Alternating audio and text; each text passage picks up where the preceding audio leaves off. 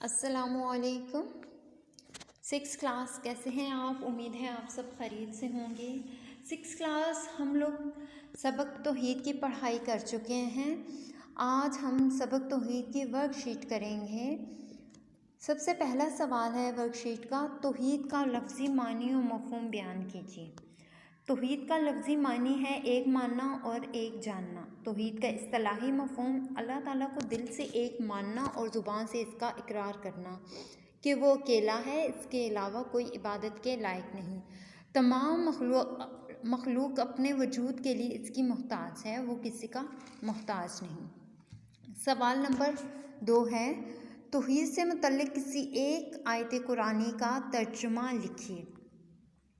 ترجمہ: اور لوگوں تمہارا معبود خدائے واحد ہے۔ سوال نمبر 3، توحید کے کوئی سے 2 تقاضے لکھیے۔ پہلا تقاضا صرف اللہ تعالیٰ کی عبادت کرنا، دوسرا تقاضا صرف اللہ تعالیٰ ہی سے مدد مانگنا۔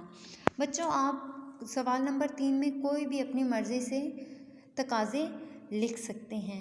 امید ہے آپ یہ کام مکمل کر لیں گے۔ شکریہ، اللہ حافظ۔